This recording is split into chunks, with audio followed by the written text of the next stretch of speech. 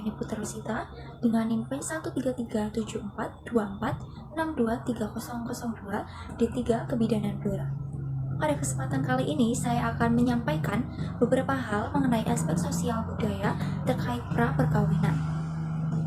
Perlu kita ketahui, masa pra-perkawinan adalah masa pasangan untuk mempersiapkan diri ke jenjang atau ke pernikahan, dan individu mengalami perubahan sikap lebih dewasa, saling menghormati satu sama lain, serta ada keterbukaan. Remaja wanita yang memasuki jenjang pernikahan perlu dijaga kondisi kesehatannya. Kepada para remaja, diberi pengertian tentang hubungan seksual yang sehat, kesiapan mental dalam menghadapi kehamilan, dan pengetahuan tentang proses kehamilan dan persalinan, pemeliharaan kesehatan dalam masa pra dan pasca kehamilan.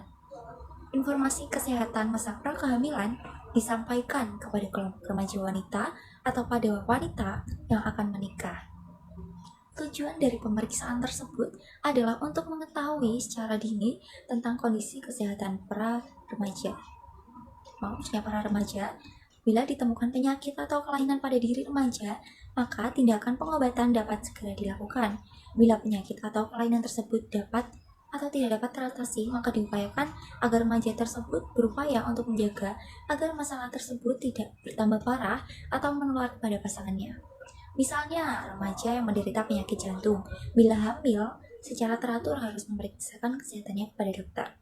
Remaja yang menderita AIDS harus menjaga pasangannya agar tidak terkena virus HIV. Upaya pemeliharaan kesehatan bagi para calon ibu ini dapat dilakukan melalui kelompok atau kumpulan para remaja, seperti Karang Taruna, organisasi wanita remaja, dan lain sebagainya.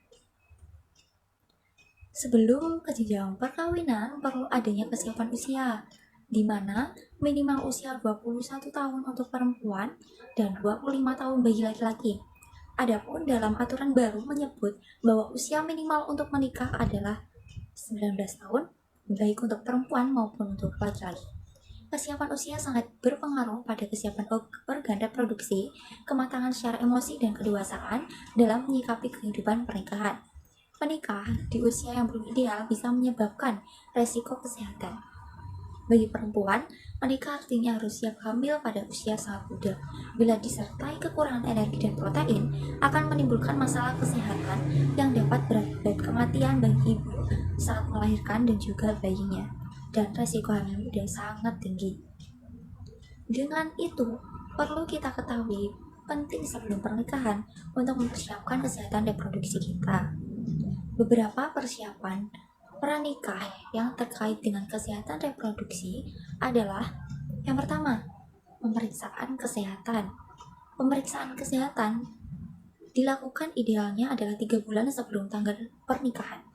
Manfaatnya untuk mengetahui status kesehatan calon pengantin, memberikan waktu pengobatan apabila ditemukan masalah kesehatan.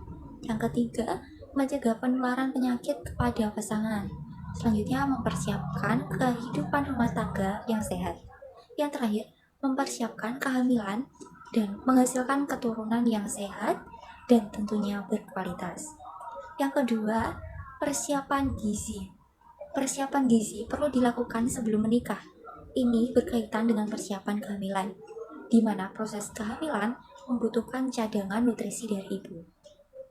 Persiapan gizi meliputi penentuan status gizi dan pemenuhan gizi seimbang.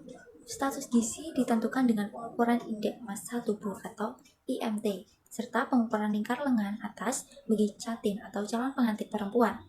Cara menghitung IMT yaitu IMT sama dengan berat badan dibagi tinggi badan dikuadratkan. Sedangkan lingkar lengan atas normalnya adalah 23,5 cm. Apabila nilai catin kurang dari 23,5, artinya catin mengalami gap atau kurang energi kronik. Pemenuhan gizi seimbang. Calon pengantin perlu mengonsumsi 5 kelompok pangan dengan seimbang. Kelima kelompok pangan tersebut adalah makanan pokok, sayuran, lauk pauk, buah-buahan, dan minuman. Yang ketiga yaitu imunisasi tetanus. Imunisasi tetanus diperlukan untuk melindungi ibu dan bayi dari penyakit tetanus. Sebelum pemberian imunisasi tetanus, akan dilakukan screening imunisasi tetanus apakah sudah mendapat 5 kali imunisasi atau belum. Apabila belum, maka calon pengantin perempuan harus melengkapinya di puskesmas. Yang keempat, menjaga kesehatan organ reproduksi. Contohnya pada wanita saat haid, seringlah mengganti pembalut paling lama setiap 4 jam sekali. Sedangkan bagi laki-laki dianjurkan untuk khitan atau disunat agar mencegah terjadinya penularan penyakit menular seksual serta menurunkan resiko kanker penis. Yang kelima, menjaga kesehatan jiwa. Sebelum menikah, calon pengantin harus mempersiapkan mental karena pada saat pernikahan akan banyak terjadi penyesuaian terhadap karakter pasangan, penyesuaian peran, ekonomi, dan sosial. Oleh karena itu, sangat penting bagi calon pengantin untuk menjaga kesehatan jiwanya sebelum menikah. Baik teman-teman semuanya, sekian yang dapat saya sampaikan mengenai sosial budaya pada masa pra-perkawinan. Kurang dan lebihnya saya mohon maaf. Terima kasih. Wassalamualaikum warahmatullahi wabarakatuh.